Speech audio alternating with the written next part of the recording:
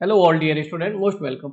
आई hope आप सभी अच्छे से होंगे। आज हम जो पेपर सॉल्यूशन कर रहे हैं that is related to the SMC, Surat municipal corporation assistant engineer exam 2026। इस पेपर को हम डिटेल से सॉल्व करेंगे, हर एक क्वेश्चन को इन डेप्थ जाने की कोशिश करेंगे, साथ ही साथ हर एक क्वेश्चन को इस तरीके से डील करेंगे सो दैट अपकमिंग एग्जाम्स, चाहे हमारे पास जेडको का हो या अदर स्टेट एईजेई का हो, जीपीएससी का हो, किसी से भी रिलेटेड हमारे पास कोई एग्जाम हो, तो हम उस एग्जाम में उन कंसेप्ट का यूज करते हुए अपने आप को जो है कॉन्फिडेंस के साथ पेपर अटेम्प्ट कर पाए, ऐसा हमारा टारगेट रहेगा। तो हर एक क्वेश्चन को डिटेल के साथ डिस्कस करने के साथ साथ उसके टॉपिक से रिलेटेड और क्या क्वेश्चंस बन सकते हैं, इन चीजों पे भी हम ध्यान देंगे। ठीक है, क्वेश्चन नंबर 1 से स्टार्ट करते हैं। क्वेश्चन नंबर 1 हमारे पास जो है गिवन है, the RMS value of a sinusoidal current is equal to peak value divide by root two, peak value into root two, average value into 1.1। अब कोई भी हमारे पास साइनसोइडल वेव है, अब हम साइनसोइडल वेव को हम इस तरीके से रिप्रेजेंट करते हैं, ये जनरली हमारे पास रहता है इस तरीके। ठीक है, मान लीजिए एग्जाम्पल के लिए साइनसोइडल वोल्टेज आपने अप्लाई किया, करंट या वोल्टेज जैसा आपको ठीक लगे वैसा रिप्रेजेंट करिए, वीएम साइन ओमेगा टी। ठीक है, तो यहाँ पर अगर हम आरएमएस वैल्यू देखें तो आरएमएस वैल्यू होता है वीएम बाई रूट टू, है ना।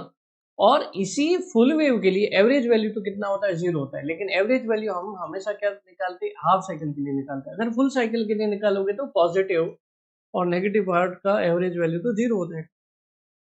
अगर हम जो है इसका एवरेज वैल्यू रिप्रेजेंट करें तो हम देखते हैं 2Vm/5। ठीक है, 2Vm/5 करेक्ट। तो यहाँ से हम जो है आरएमएस अपॉन एवरेज का भी एक रेशियो निकालते हैं, RMS value upon average value का भी रेशियो निकालते हैं, वो Vm/√2 अपॉन हमारे पास 2Vm/5, जिसको हम बोलते हैं फॉर्म फैक्टर, है ना, जिसको हम क्या बोलते हैं, फॉर्म फैक्टर भी बोलते हैं। क्लियर है, तो ये हमारे पास Vm से Vm कैंसिल आउट तो हो जाएगा, लेकिन ये जो हमारे पास बचेगा पाई/2 रूट टू, ये बचेगा। इसकी वैल्यू कितनी आएगी, पाई/2 root two, 2√2 3.14 upon answer that is 1.1।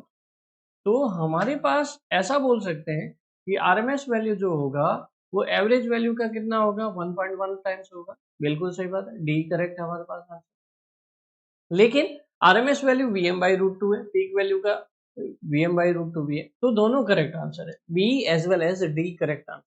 लेकिन ठीक है, अब हमें ये देखना है कि which one is more correct, तो हम जो है Vm/√2 को ही कंसिडर करेंगे। हमारे पास हालांकि डी इज आल्सो करेक्ट, लेकिन हम दोनों में से एक चूज करना पड़ेगा, या तो फिर हमारे पास ऑप्शन होता है कि एग्जामिनर जब पेपर डिजाइन करते हैं तो इन चीजों का ध्यान रखना चाहिए। ठीक है, जब इन चीजों का नहीं ध्यान रखते तब इस तरह की कॉम्प्लेक्सिटी क्रिएट होती है। ठीक है, अब हम थोड़ा इन डेप्थ जाते हैं और क्या क्वेश्चन बन सकते हैं। What is the physical significance of RMS value. RMS value का फिजिकल सिग्निफिकेंस ये है कि अगर मान लीजिए कि हमारे पास जैसे इसकी आरएमएस वैल्यू कितनी है, मान लीजिए पीक वैल्यू है 10 वोल्ट, मैक्सिमम वैल्यू 10/√2, तो ये आ जाएगा 7.07। क्लियर है, ये इतना है। ठीक, अब एक मान लीजिए रेजिस्टिव सर्किट है, उसमें आप 7, ये आपने एसी वोल्टेज अप्लाई किया जिसकी आरएमएस वैल्यू 7.07 वोल्ट है, आपने अप्लाई कर दिया। यहाँ पर किसी एक सेकंड में मान लीजिए हमने हीट प्रोड्यूस हुई। हीट क्या होता है, I² into R into T. I² R power है, इंटू टी टाइम है। टाइम आपने एक सेकंड ले लिया, एक सेकंड के लिए देख लिया कि कितना हीट प्रोड्यूस हो रहा है, या फिर एक मिनट के लिए देख लिया, जैसा आपको ठीक। अगर यही यहाँ पर अगर हम सेम 7.07 वोल्ट का डीसी सोर्स अप्लाई करते तो भी सेम इतनी ही हीट प्रोड्यूस होती। तो अल्टीमेटली आरएमएस वैल्यू को बुक में कैसे डिफाइन किया जाता है, RMS value is define, RMS value of AC wave, RMS value DC की तो हमारे पास जो एवरेज वैल्यू है वही सेम रहेगी।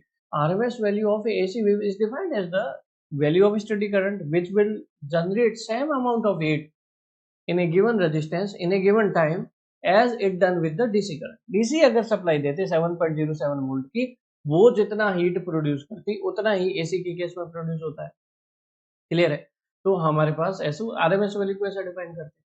अब एक कंसेप्ट और सीखना है जो हमारे एग्जाम में काम आता है, दुनिया की किसी भी टाइप की वेव फॉर्म हो उसकी आरएमएस वैल्यू कैसे निकालते हैं, उसके लिए आपको एक कंसेप्ट ध्यान, कोई भी टाइप की वेव फॉर्म हो, एनी टाइप, ट्रायंगुलर हो, साइनसोइडल हो, सॉटूथ वेव हो, स्क्वायर वेव हो, रेक्टेंगुलर हो, किसी भी टाइप, सभी टाइप की any wave can be formed by combination of these waves, short होते ट्रायंगुलर, साइनसोडियल, कोसाइनसोडियल, या फिर हमारे पास स्क्वायर, रेक्टेंगुलर, इनके कॉम्बिनेशन से बन सकती है।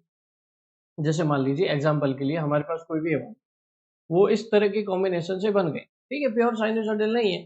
प्योर साइनसोइडल का हमें पता है कि आरएमएस वैल्यू Vm/√2 है, ठीक है, Im/√2। अगर मान लीजिए कोई वेव इस तरह से आई, पहले स्क्वायर आया, फिर ट्रायंगुलर पार्ट आया, फिर उसने जो है साइनसोइडल पार्ट दे दिया, फिर कैसे करोगे?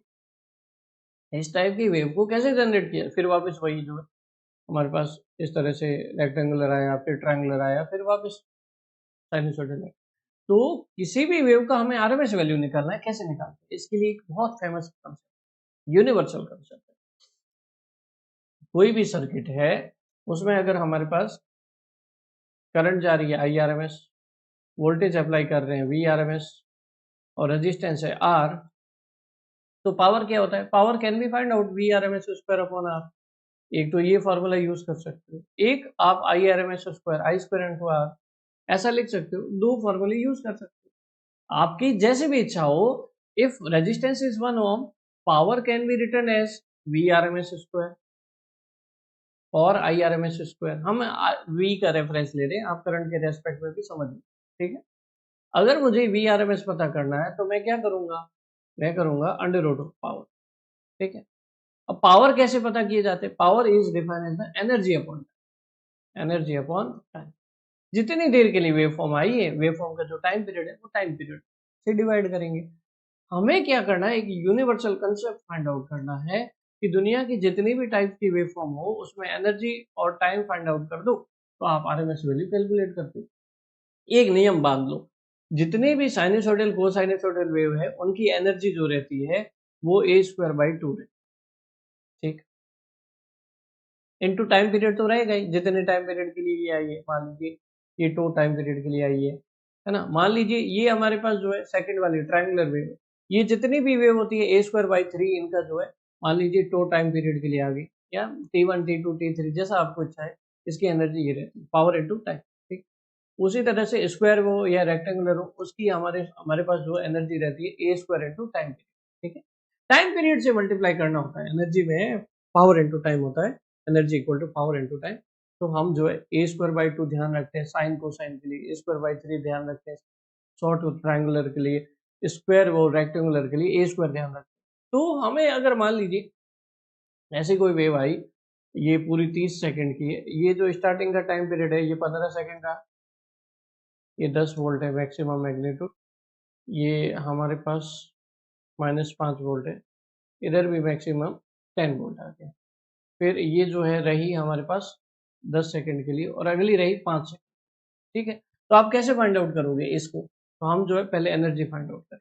एनर्जी क्या होगा हमें पता है, a² इंटू टाइम, ए कितना है मैग्नीट्यूड 10², कितने टाइम के लिए आई? 15 सेकंड प्लस दूसरी एनर्जी a²/3, मतलब मैग्नीट्यूड इसका कितना है 5, 5 का स्क्वायर डिवाइड बाई 3, कितने टाइम पीरियड के लिए आई? 10 सेकंड इंटू 10, प्लस तीसरा जो है हमारे पास a²/2, मैग्नीट्यूड कितना है 10, 10 का स्क्वायर अपॉन 2, टाइम कितने टाइम पीरियड के लिए आई? 5 सेकंड इंटू 5। ये एनर्जी निकल गई upon total time period. Total time period जो है हमारे पास कितना है? 30 सेकंड, तो अपॉन 30 ये आ जाएगा हमारे पास power.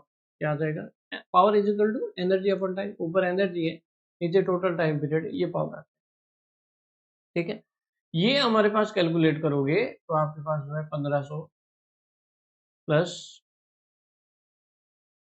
25/3, 8.33 into 10, 83.33 plus 50 into 5 plus 250 upon, इसको सॉल्व करोगे 1500 प्लस आंसर प्लस 250 अपॉन 30, इसका अंडर रूट 61.1, ये आ गया 61.11 अपॉन 30, नहीं एक मिनट रुको, ये आया था हमारे पास, इसको सॉल्व करोगे एनर्जी अपॉन टाइम को, ये आ गया था अंडर रूट 61.1। और इसको सॉल्व करोगे तो हमारे पास आया 7.8, कितना आया 7.81 volt. So it can be find out for every waveform we can find out the RMS. ठीक है, इस क्वेश्चन को हमने डिटेल से डिस्कस किया। नेक्स्ट कंसेप्ट देखने की कोशिश कर, the phasor diagram of A series, the phasor diagram of A series RL circuit shows. अभी एक बहुत सिंपल सी बात है, हम जो है तीन element in electrical there are three elements, main element, resistance, inductance, capacitance. Resistance simply R, ये जे एक्सएल लिखते हैं और ये हम लिखते हैं माइनस जे। एक जे ऑपरेटर है वो 90 डिग्री देता है और माइनस जे ऑपरेटर माइनस 90। अगर हम मान लीजिए यहां से वोल्टेज वी लगाए, यहां से वोल्टेज वी लगाए और यहां से वोल्टेज वी लगाए, ठीक है, तो करंट देखने पर हमारे पास क्या आएगा, यहां पर आएगा I R equal to V बटे आर, यहाँ पर आई एल इक्वल टू क्या आ जाएगा, I L equal to V बटे जे एक्सएल, और आई सी यहाँ पर क्या आ जाएगा, V by minus J X, ऐसा हम लिख सकते। अब आर के साथ तो कोई जे ऑपरेटर है नहीं, तो इसका एंगल जीरो ही रहेगा, कोई फर्क नहीं पड़ेगा। ये जे ऑपरेटर ऊपर जाएगा तो क्या बन जाएगा, वी बाई एक्सएल और माइनस जे बन जाएगा। माइनस जे का कितना एंगल होता है, माइनस 90, ठीक है, तो आई एल ये आ जाएगा। फिर आईसी देखेंगे, आईसी का माइनस जे ऊपर जाएगा तो प्लस जे बन जाएगा, वी बाई एक्स तो मैग्नीट्यूड है, प्लस जे का एंगल होगा प्लस 90। यहां से हमें क्या पता चल रहा है, यहां से हमें ये पता चल रहा है कि रेजिस्टेंस के केस में जो वोल्टेज का एंगल है वही एंगल किसका है, रेजिस्टेंस का, ठीक है। इंडक्टेंस के केस में जो वोल्टेज का एंगल है, करंट का एंगल उससे 90 डिग्री पीछे माइनस। कैपेसिटेंस के केस में जो वोल्टेज का एंगल है, करंट का एंगल उससे 90 डिग्री है ना। हम फाइंड आउट क्या कर रहे हैं, आई एल आई सी, उनका एंगल देख रहे हैं, उनका एंगल कितना है, वोल्टेज के एंगल से प्लस 90, इसका एंगल वोल्टेज के एंगल से कितना है, माइनस 90, और इसका एंगल कितना है, वोल्टेज के एंगल से 0 डिग्री। अगर करंट और वोल्टेज सेम फेज में, आई आर और वोल्टेज, तो रेजिस्टिव एलिमेंट होता है। अगर करंट हमारे पास जो है वोल्टेज से 90 डिग्री लैग कर रही है तो इंडक्टिव एलिमेंट होता है, और अगर करंट हमारे पास जो है वोल्टेज से सेम फेज उससे 90 डिग्री आगे आ रही है तो कैपेसिटिव एलिमेंट होता है। यहाँ पे बोला है सीरीज आरएल सर्किट, है ना, सीरीज आरएल सर्किट में आर और एल दोनों का कॉम्बिनेशन रहेगा, किसका रहेगा, आर और एल का। तो एक सीरीज आरएल सर्किट बनाते हैं, आर एल, यहां से हम वोल्टेज लगाते हैं, यहां से करंट जाएगी आई, और यहां से आपके पास वी लगाया, तो इसके अक्रॉस जो वोल्टेज आएगा वी आर आएगा, इसके अक्रॉस जो वोल्टेज आएगा वी एल आएगा, ठीक है। हमने मान लीजिए वोल्टेज को रेफरेंस लिया या करंट को रेफरेंस ले लो,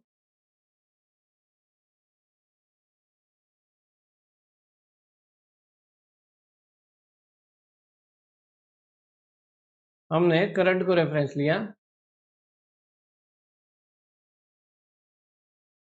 तो वी आर में वोल्टेज जो रेजिस्टेंस के अक्रॉस होता है वो तो करंट के सेम फेज में होता है, और इंडक्टेंस के केस में वोल्टेज जो है करंट से 90 डिग्री आगे होता है। तो टोटल वोल्टेज जो होगा वी आर और वी एल का फेजर सम होगा, टोटल वोल्टेज जो होगा वी आर और वी एल का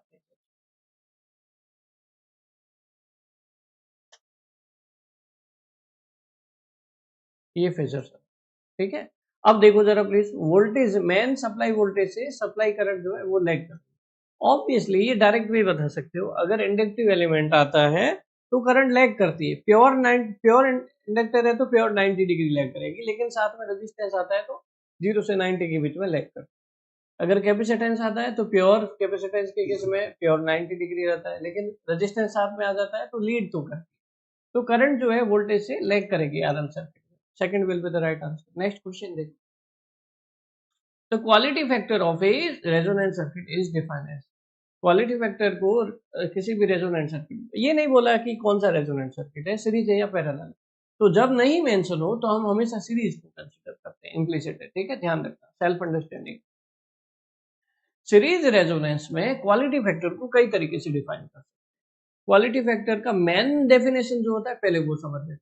क्वालिटी फैक्टर का मतलब कोई भी एनर्जी स्टोरिंग एलिमेंट है वो कितना एनर्जी स्टोर कर रहा है और कितना एनर्जी डिसिपेट कर रहा है उसका ratio, energy storing energy store in A cycle, एक साइकिल मान लो, एक वेव का कोई भी टाइम पीरियड है, एक साइकिल कंसीडर कर लिया आपने, energy stored in A cycle. उसी तरह एनर्जी डिसिपेटेड या consume in A cycle. Example के लिए हम एक कॉइल बनाते हैं, तो कॉइल में हमारे पास क्या होता है, रजिस्टिव पार्ट भी होता है कुछ, और कुछ इंडक्टिव पार्ट भी होता है। मैक्सिमम इंडक्टिव पार्ट होगा, रजिस्टिव पार्ट होगा। रेजिस्टेंस क्या करेगा, आई स्क्वायर आर लॉस करेगा, कुछ एनर्जी डिसिपेट। इंडक्टेंस क्या करेगा, half L I square energy store करेगा। ठीक है, तो अगर रेजिस्टेंस नहीं होता तो सारी की सारी एनर्जी क्या होगी, स्टोर हो और वापस रिलीज हो जाती। तो कोई भी कॉइल हो उसमें हमारे पास रेजिस्टिव पार्ट नहीं होना चाहिए, क्योंकि वो फालतू के लॉसेस करता है ना। किसी भी कोई भी कॉइल का क्वालिटी फैक्टर जितना अच्छा है, इसका मतलब उसका रेजिस्टेंस कम है ना, रेजिस्टेंस कम है। किसी भी कॉइल के रेजिस्टेंस को कैसे कम किया जा सकता है, R is equal to rho L by A. उस कॉइल के जो टर्न्स हैं उनका एरिया बढ़ा दो, मोटे मोटे टर्न्स यूज करो, और लेंथ कम कर दो, तो इसे रेजिस्टेंस घट जाएगा, एनर्जी डिसिपेशन कम होगा। एनर्जी डिसिपेशन कम होगा तो क्वालिटी फैक्टर अच्छा होगा। तो इसको इस तरह से कॉइल को डिजाइन करते हैं हम। क्वालिटी फैक्टर को रेजोनेंस के रेस्पेक्ट में इस तरीके से भी डिफाइन किया जाता है, it is the resonance frequency upon band, है ना। कोई भी रेजोनेंट फ्रीक्वेंसी है अपॉन बैंड, ये हम कर्व देखते हैं। ठीक है, आई वर्सेस एफ। तो बीच में जो मैक्सिमम फ्रीक्वेंसी आती, मैक्सिमम करंट आती है, वो रेजोनेंस फ्रीक्वेंसी होती है। बाकी जो है यहाँ पर lower cut off frequency, higher cut off frequency, और उन दोनों के बीच का जो डिफरेंस होता है वो बैंडविड्थ होता है। तो ये बैंडविड्थ जितनी कम होगी, जितना नैरो होगा, उतना क्वालिटी फैक्टर अच्छा होगा। जितना ये इस तरह से कर्व होगा, उतना हमारे पास क्वालिटी फैक्टर बेटर होगा। ये दूसरा कर्व, देखो कंसेप्ट। तीसरा हमारे पास जो है सीरीज रेजोनेंस में, it is defined as the reactance upon resistance. अब रिएक्टेंस इंडक्टिव भी हो सकता है और कैपेसिटिव भी हो, सॉरी इंडक्टिव भी हो सकता है और कैपेसिटिव। इंडक्टिव रिएक्टेंस है तो XL upon R, capacitive reactance है तो एक्सी अपॉन आर रेजिस्टेंस। तो हमारे पास एक्सएल को ओमेगा एल भी लिख सकते हो, एक्सी को 1 अपॉन ओमेगा सी भी लिख सकते हो। तो ये ऐसा भी आ सकता है, ओमेगा एल बाई आर या 1 अपॉन ओमेगा आर सी। तो हमारे पास इसका अगर हम देखें, एक्सएल बाई आर भी करेक्ट है, एक्सी बाई आर भी करेक्ट है, omega L by R correct, सारी करेक्ट है। गलत कौन सा है, all options are correct. Both A and C क्या होता है, कुछ भी नहीं। तो हमारे पास ऑल ऑप्शंस आर करेक्ट, हम ऐसा बोलते हैं। लेकिन ऐसा लिखा होता है quality factor of a coil, coil होता तो एक्सएल बाई आर होता, ओमेगा एल बाई आर, ये कैपेसिटर का आगे साथ है। अगर यही क्वेश्चन जो है पैरेलल रेजोनेंस के लिए पूछते हैं तो उल्टा होता है, R by XL, R by XC ऐसा। ठीक है, कंसेप्ट वही रहते हैं। ठीक है, नेक्स्ट क्वेश्चन देखते हैं। So all options are correct, ध्यान रखना है। ठीक है, in a delta connection line current is related to the phase. ठीक है, एक डेल्टा कनेक्शन है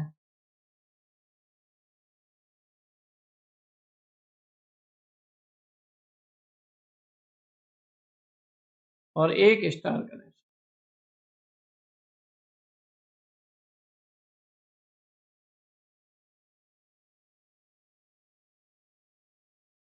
डेल्टा कनेक्शन में हम क्या करते हैं, यहाँ लाइन वोल्टेज दिया, वही वोल्टेज इस फेज के अक्रॉस आता है।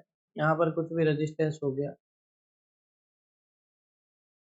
वही वोल्टेज, वही फेज वोल्टेज हमारे पास क्या होगा इसके।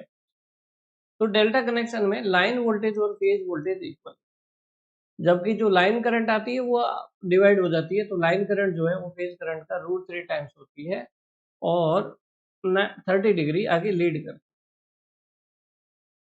यहाँ पे 0 डिग्री का रिलेशन होगा डेल्टा में। स्टार में क्या होता है, स्टार में जो लाइन करंट आती है वही फेज में चली जाती है। तो लाइन करंट और फेज करंट इक्वल होते हैं, उल्टा होता है, line current eight phase current. जबकि जो लाइन वोल्टेज अप्लाई करोगे वो हमारे पास जो है फेज में नहीं आएगा, इस फेज में भी आएगा, इस फेज में भी आएगा। तो लाइन वोल्टेज जो होता है वो √3 टाइम्स ऑफ फेज वोल्टेज होता है और फेज वोल्टेज से 30 डिग्री आगे लीड कर। क्लियर है। तो डेल्टा के कनेक्शन में लाइन करंट √3 टाइम्स होती है और 30 डिग्री लीड करती है, और स्टार के कनेक्शन में लाइन वोल्टेज जो है √3 टाइम्स होता है और 30 डिग्री लीड करती है। हमें डेल्टा कनेक्शन में देखना है, डेल्टा में जो है लाइन करंट जो है वो √3 टाइम्स है, फेज करंट साथ में एंगल भी शो कर सकते हो 30। ठीक है, इसीलिए हाई करंट एप्लीकेशन के लिए किसको यूज करते हैं, हाई करंट एप्लीकेशन के लिए हम जो है वो डेल्टा कनेक्शन को यूज करते हैं, और हाई वोल्टेज एप्लीकेशन के लिए स्टार कनेक्शन को यूज करते हैं। इसका दूसरा रीजन भी है, it can be proved also, ठीक है, लेकिन हम यहाँ पर डायरेक्ट बता रहे हैं कि यहाँ पर हमारे पास हाई करंट एप्लीकेशन में इसको यूज करोगे ना, तो एरिया जो हमारे पास टर्न्स का लगेगा हाई करंट के लिए, वो आपके पास जो है डेल्टा कनेक्शन में जो एरिया लगेगा ना, वो स्टार कनेक्शन अगर यूज करते तो उसका √3 टाइम्स कम लगेगा। ये फायदा हमें मिलता है, ठीक है ना, क्योंकि यहाँ पर फेज करंट क्या होती है, लाइन करंट का √3 टाइम्स कम होता है, जबकि यहाँ पे line current phase current equal होता है। इसीलिए क्योंकि करंट का एरिया किससे आता है, कि कोई भी कंडक्टर है उसका area I = G, current is directly proportional to area. तो जिधर करंट ज्यादा होगा उधर जो है आपके पास एरिया ज्यादा चाहिए होगा, तो स्टार कनेक्शन में टर्न्स जो वाइंडिंग है उसका एरिया ज्यादा चाहिए, और यहाँ पर हमारे पास जो है एरिया कम चाहिए, ये फायदा है। दूसरा, स्टार कनेक्शन, इसीलिए हाई करंट एप्लीकेशन में जहां पर एरिया हमें वायर का कम चाहिए वहां पर डेल्टा कनेक्शन करते हैं। हाई वोल्टेज एप्लीकेशन में क्या होता है, यहाँ पर जो स्टार कनेक्शन में नंबर ऑफ टर्न्स यूज करते हैं वो डेल्टा कनेक्शन के नंबर ऑफ टर्न्स के डिवाइड बाई रूट, तो ये हमें फायदा मिलता है स्टार कनेक्शन में। और नंबर ऑफ टर्न्स क्यों, क्योंकि हमारे पास जो भी वोल्टेज होता है उसका फॉर्मूला क्या होता है, √3 × 4.44 number of turns per phase into 5 into F, ऐसा हम लिखते हैं, चाहे ट्रांसफार्मर हो या फिर हमारे पास अल्टरनेटर हो तो उसमें वाइंडिंग फैक्टर और लगा, तो हमारे पास वोल्टेज जो है नंबर ऑफ टर्न्स के डायरेक्टली प्रोपोर्शनल होता है। जहां पर भी हाई वोल्टेज एप्लीकेशन होगी वहां पर नंबर ऑफ टर्न्स की संख्या कम चाहिए, नंबर ऑफ टर्न्स की संख्या कहाँ कम मिलेगी, हमारे पास जो है स्टार कनेक्शन में मिलेगी। तो ये हमारे पास कुछ बेसिक कंसेप्ट है, ध्यान रख सकते हैं। If power factor is unity, the readings of 2 watt meter in a 3-phase system, देखो रीडिंग जो है 2 वाट मीटर मेथड में एक तो W1 जो है या P1 P2 जैसा आप लिखो VL/IL cos 30 - 5 रहती है, और दूसरा रहती है VL/IL cos 30 + 5। अगर इन दोनों को ऐड कर दोगे तो टोटल पावर मिलेगी P = W1 + W, और इन दोनों को अगर डिफरेंस कर लोगे और √3 से मल्टीप्लाई कर दोगे तो रिएक्टिव पावर मिलेगी, ठीक है, और इन दोनों का रिएक्टिव पावर का और इसका रेशियो लोगे एक्टिव पावर का, तो ये आएगा √3 W1 - W2 upon W1 + W। ये tan phi का फॉर्मूला पता चल जाता है। अगर आपको पावर फैक्टर पता करना है cos phi, तो वो होता है हमारे पास tan इनवर्स, पहले कोसाइन लेंगे, कोसाइन किसका लेंगे, फाई का। फाई कैसे पता करोगे, tan inverse √3 W1 - W2 upon W1 + ठीक है, ऐसा हमारे पास रहता है। तो यहां पर क्या बोला गया, क्वेश्चन देखो, पावर फैक्टर यूनिटी है, cos phi यूनिटी है, अगर cos phi 1 हो जाता तो phi कितना होगा, cos इनवर्स 1, 0 डिग्री, कितना 0 degree. Power factor angle 1, power factor angle कितना हो गया 0। अब यहाँ पर VL/IL cos 30 करो, VL/IL cos 30 करो, आएगा तो क्या होगा, दोनों वाट मीटर की रीडिंग इक्वल है। उसी तरह से यहाँ पे tan phi में phi की वैल्यू 0 करो, phi की वैल्यू 0 करोगे तो ये पूरा 0 हो जाएगा, W1 - W2 = 0 रहेगा, W1 - W2 = 0 रहेगा, तो W1 = W2 आएगा, दोनों वाट मीटर की रीडिंग इक्वल आएगी। इसी तरीके से आप ध्यान दीजिएगा, आप phi की वैल्यू धीरे धीरे बढ़ाना, 0 डिग्री पे दोनों की इक्वल आएगी। अगर phi की वैल्यू बढ़ाई 30 डिग्री का, तो एक जो है वो ज्यादा पॉजिटिव देगा और दूसरा जो है कम पॉजिटिव देगा, ठीक है, पॉजिटिव देंगे दोनों रीडिंग। 60 डिग्री कर दिया तो एक जो है टोटल रीडिंग एक ही देगा और दूसरा क्या हो जाएगा, 0 हो जाएगा। 60 डिग्री से ज्यादा कर दिया, मान लो 85 डिग्री कर दिया, तो एक तो हमारे पास जो है पॉजिटिव वैल्यू देता रहेगा, दूसरा जो है नेगेटिव वैल्यू देगा, है ना, पहले तो इक्वल दे रहा है, फिर वैल्यू घट गई पॉजिटिव में, फिर 0 हो गई, फिर नेगेटिव में आ गई। उसी तरीके से हम 90 डिग्री के लिए भी देखते हैं, तो W1 और W2 जो है फिर उनका भी रिलेशन निकाला जा सकता है, ठीक है। 90 डिग्री के लिए मतलब हाई 0 हो, सॉरी पावर फैक्टर 0 हो, तो दोनों watt meter equal and opposite reading दें, ठीक है। नेक्स्ट क्वेश्चन देखिएगा।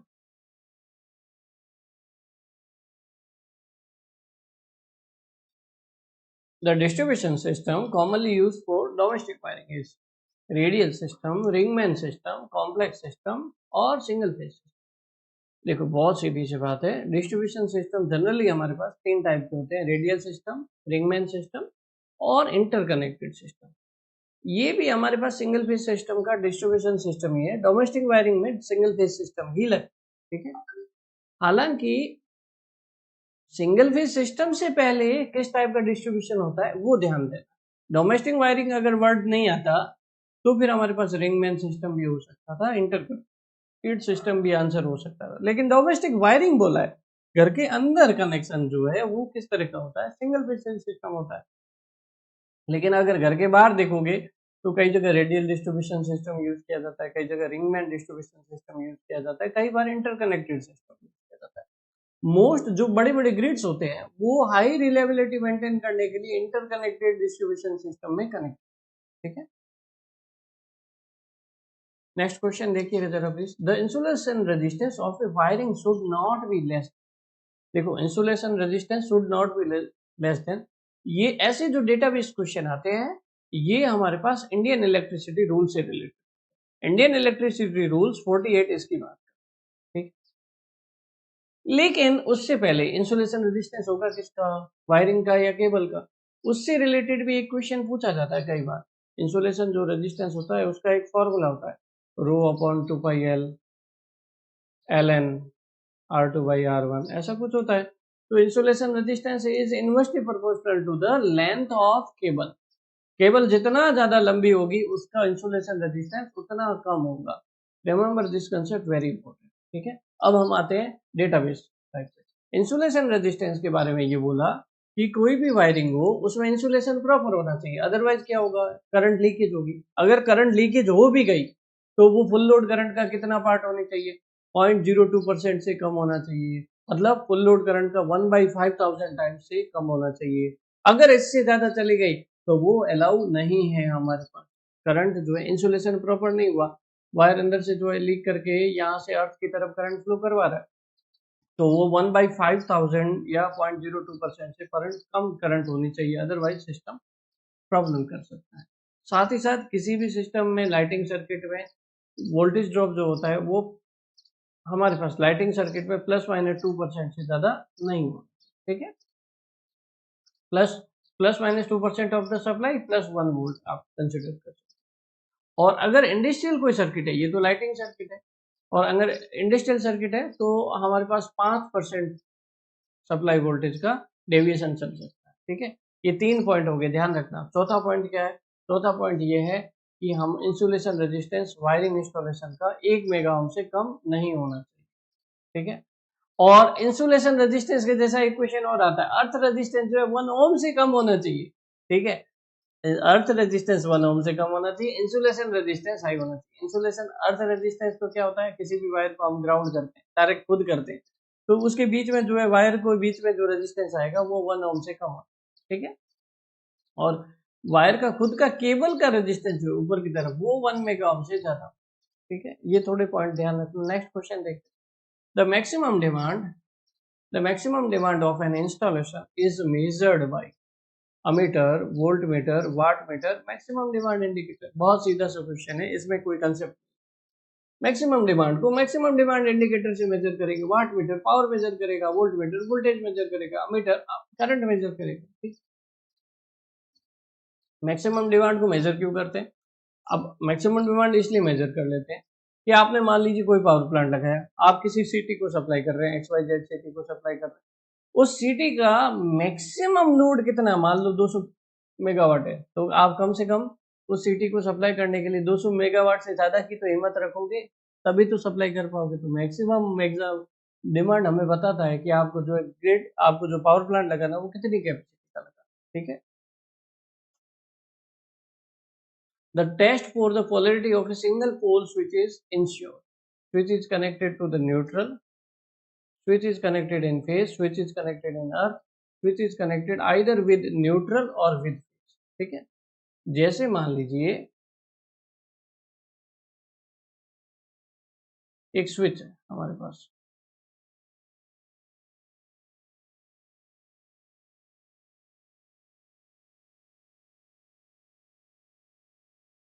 ठीक है। यहाँ पे ऊपर की तरफ फेज कनेक्शन कर दिया, न्यूट्रल कनेक्शन कर दिया। अगर आप जो है स्विच को आप ऊपर की तरफ ले जाते हैं तो फेज वायर में लाइव करंट होता है ना, न्यूट्रल में भी करंट फ्लो होता रहेगा। अगर आप स्विच को क्लोज करते हो तो सर्किट कंप्लीट होता है, स्विच को क्लोज नहीं करते हो तो सर्किट कंप्लीट नहीं होता है ना।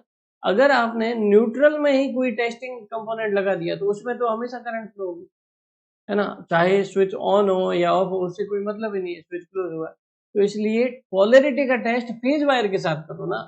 फेज वायर में जब हमारे पास स्विच क्लोज होगा तभी करंट फ्लो होगी, अदरवाइज नहीं होगी।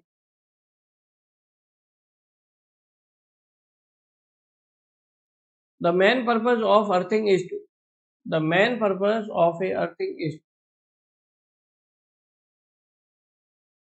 protect human beings from electric shock, protect equipment from overload, reduce power loss, provide a return path for current। ये हमारे पास क्या रहना चाहिए? अर्थिंग का हमारे पास बहुत सीधा सा मतलब है, कोई भी सिस्टम है, चाहे इंडस्ट्री हो, कोई भी मोटर हो, उसको दो पॉइंट पे इंडियन इलेक्ट्रिसिटी रूल के अकॉर्डिंग दो पॉइंट पे कम से कम अर्थिंग होना चाहिए, और अर्थिंग का रेजिस्टेंस 1 ओम से कम होना चाहिए। वाई? बिकॉज क्योंकि अगर मान लीजिए कोई भी अंदर की वाइंडिंग मोटर की, वो इंसुलेशन 1 मेगा ओम होना चाहिए, इंसुलेशन अगर ब्रेक कर जाता है तो वायर जो है किससे टच करेगा? बॉडी से टच करेगा, बॉडी से टच करेगा तो यहाँ पर जो है अर्थ की तरफ करंट बहेगी, अर्थ की तरफ क्या बहेगी? करंट बहेगी। अर्थ की तरफ करंट बहने से हमारे पास जो है, जो भी यहाँ पर पर्सन काम कर रहा है उसको इलेक्ट्रिक शॉक लग सकता है, ठीक है। A will be the right. Clear है? नेक्स्ट क्वेश्चन देखें।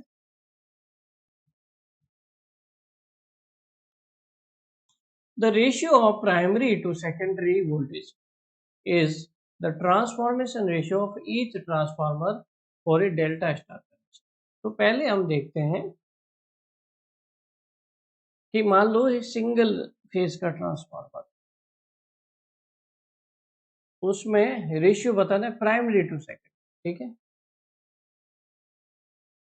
प्राइमरी के हमारे पास जो है वोल्टेज V1 है, फेज वोल्टेज, और सेकेंडरी का V2।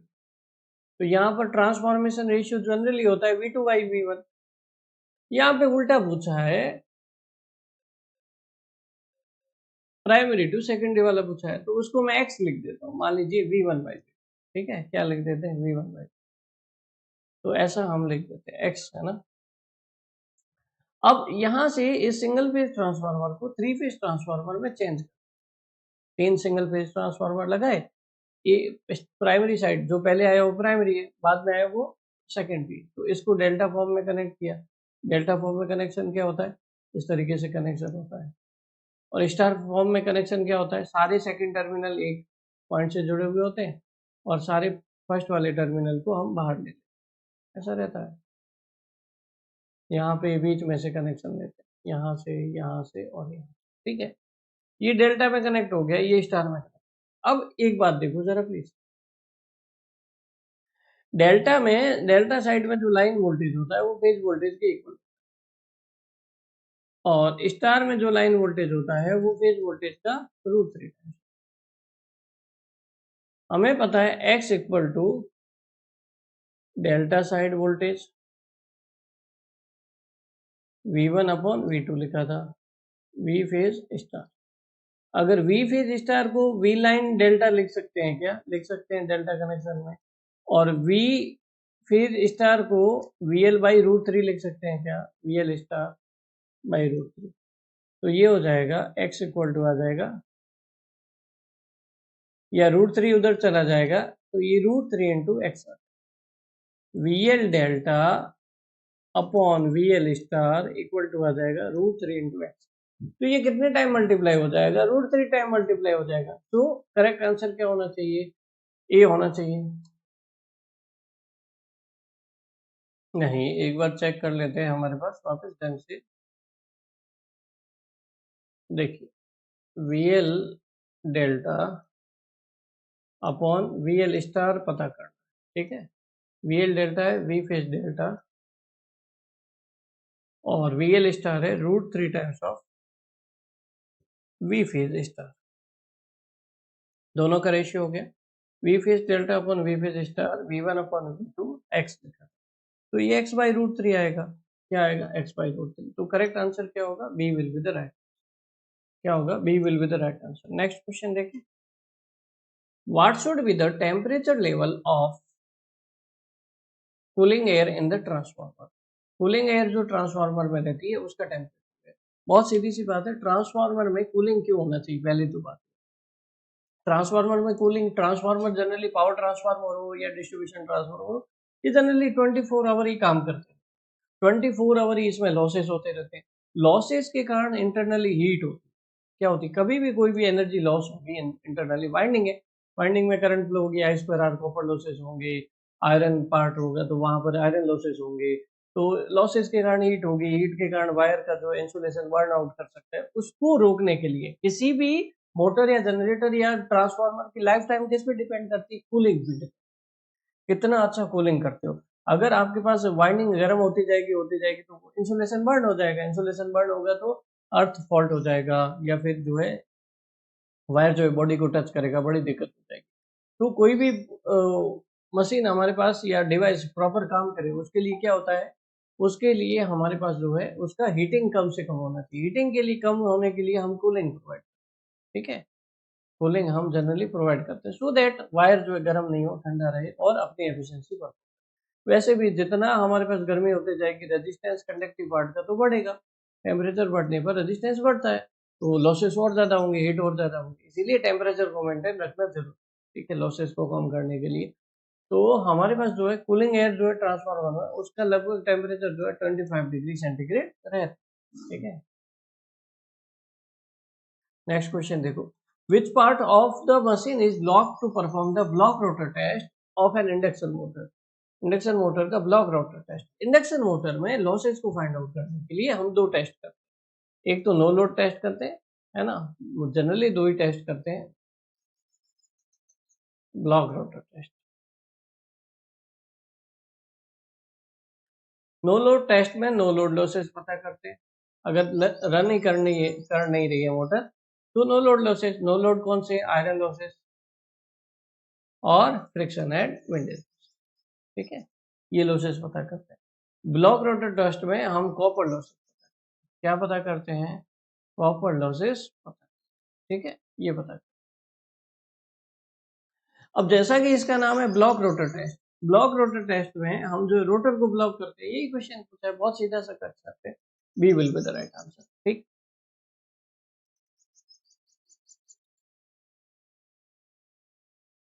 Which type of compound generator is used as a welding generator. अब वेल्डिंग में क्या होता है? बहुत सीधी सी बात है, वेल्डिंग में दो इलेक्ट्रोड है हमारे पास, या दो पट्टियां हैं जिनको हमें जोड़ना है, ठीक है।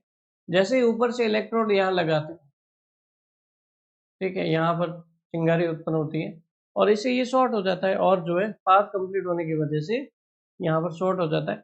शॉर्ट सर्किट में एक दिक्कत है, एकदम से सडनली करंट बहुत ज्यादा बढ़ जाए, ठीक है। तो हमारे पास कोई ऐसी कैरेक्टरिस्टिक्स होनी चाहिए जिसमें शॉर्ट होने पर या फिर रनिंग कंडीशन में करंट एकदम नहीं बढ़ता।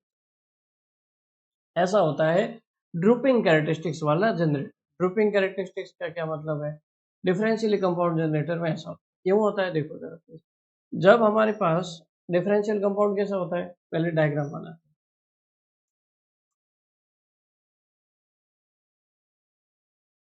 डिफरेंशियल कंपाउंड, शंट वाइंडिंग का फ्लक्स ISH, फिर सीरीज वाइंडिंग का फ्लक्स I सीरीज, अंदर आर्मेचर वाइंडिंग और बैक EMF, और ये सप्लाई वोल्टेज, ठीक है। अब देखो जरा प्लीज, डिफरेंशियल कंपोनेंट में जो टोटल फ्लक्स होता है, स्टार्टिंग में तो शंट फ्लक्स डोमिनेटिंग रहता है, और जैसे जैसे करंट बढ़ती है तो सीरीज फ्लक्स बढ़ता है और टोटल फ्लक्स घटता है, ठीक है। हम सभी जानते हैं कि बैक ईएमएफ का जो फॉर्मूला है Kn phi n, ये हमारे पास जो रहता है V माइनस आई। और अगर हम देखें तो यहाँ पर हमारे पास जैसे जैसे आप बढ़ाओगे, जनरेटर है ना, तो जनरेटर में जनरेटेड ईएमएफ आएगा, ठीक है। जैसे जैसे आप जो है लोड बढ़ाओगे तो सीरीज फ्लक्स बढ़ेगा, फ्लक्स कमजोर होगा, वोल्टेज ईएमएफ घटेगा तो वोल्टेज भी घटेगा। वोल्टेज क्या होगा, ई प्लस आई आर है ना, वोल्टेज भी हमारे पास घटेगा, ठीक है। अल्टीमेटली हमारे पास क्या चाहिए, अगर आपको वेल्डिंग करनी है तो वेल्डिंग करने के लिए स्टार्टिंग में जो है आपको हाई वोल्टेज चाहिए रेटेड करंट फ्लो करवाने के लिए, और वोल्टेज हाई हो गया, उसके बाद जैसे जैसे आप करंट बढ़ाओ तो उसके बाद क्या होना चाहिए हमारे पास, जैसे जैसे करंट बढ़ाओगे तो हमारे पास फ्लक्स जो है वो घटेगा, फ्लक्स घटेगा ना तो जनरेटेड वोल्टेज वो है घटेगा, वोल्टेज घटता जाता है। तो to maintain the same amount of current voltage required is very low. तो वेल्डिंग में यही चाहिए होता है, to maintain the same amount of current voltage required is very low. तो वो पॉसिबल होता है differential compound generator. B will be the right answer. Next question देखो, rotor resistance method for the speed control of is use. Induction motor में हम use करते हैं इसको, स्लिप रिंग इंडक्शन मोटर में इसको यूज करते हैं स्पीड कंट्रोल के लिए, क्योंकि रोटर रेजिस्टेंस वेरिएबल रेजिस्टेंस होता है, वो लगता है स्लिप रिंग इंडक्शन मोटर में। स्लिप रिंग इंडक्शन मोटर में क्या होता है कि जो रोटर होता है ना उसकी वाइंडिंग को बाहर लेके आते हैं,